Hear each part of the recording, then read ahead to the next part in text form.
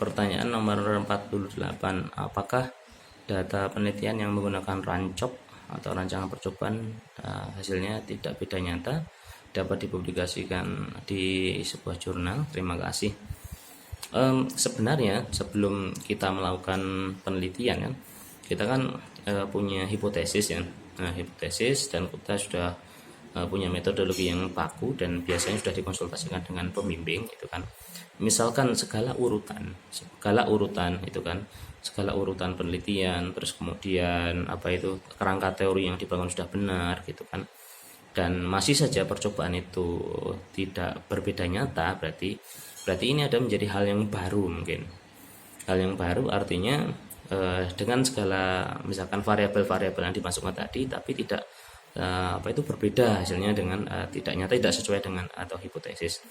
Nah itu bisa, menurut saya itu jadi temuan baru ya, artinya temuan baru, dan itu bisa dipublikasikan juga ya, dipublikasikan juga.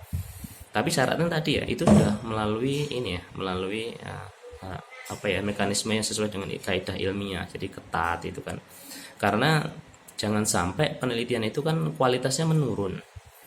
Artinya menurun itu ya nanti misalkan hasil dari skripsi atau tesis yang itu, mohon maaf tanda kutip, itu hanya asal-asalan gitu kan, sehingga menyebabkan percobaan itu tidak berhasil. Nah itu yang tidak diperkenankan dipublikasikan, karena memang ada kelalaian di dalam diri kita gitu kan, atau prosesnya secara ilmiah. Jadi kalau misalkan kita benar-benar itu sudah kita berusaha maksimal, variabelnya sudah ditaati sudah sesuai dengan kaidah ilmiah, metodologi yang kita rancang atau rancangan percobaan yang kita rancang itu sudah benar gitu kan, menurut studi pendahuluan referensi gitu, itu bolehlah di ini kan ya, dipublikasikan. Jadi malah menjadi sebuah novelty, menolak gitu kan, menolak sesuatu yang sudah berkembang di masyarakat. Misalkan saya ada contoh gini, di penelitian saya itu kan ada istilah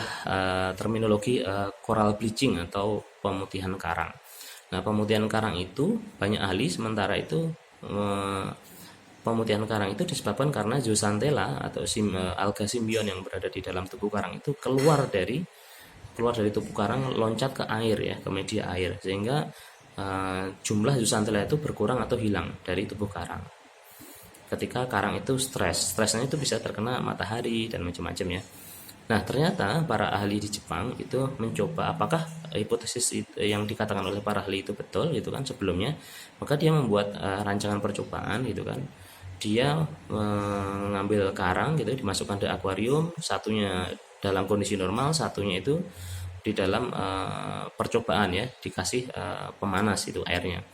Nah ternyata setelah dicek itu, justru ketika pada suhu normal itu jumlah zooxanthella yang keluar itu lebih banyak dibandingkan dengan jumlah zooxanthella ketika air laut dipanaskan. Nah itu membuktikan bahwa sebenarnya teori-teori yang dulu itu, bahwa ketika air laut panas itu zooxanthellanya keluar dari tubuh karang, itu kurang tepat juga.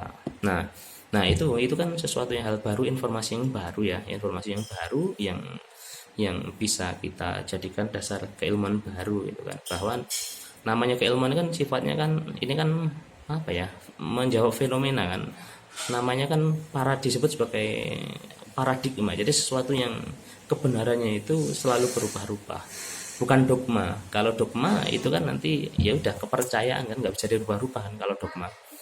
Nah dogma itu kan bisa agama, bisa kebudayaan dan macam-macam, itu kan salah satu bentuk dari dogma. Tapi kalau sepanjang itu masih karya ilmiah, itu kebenarannya masih relatif, bisa jadi dikatakan seperti itu.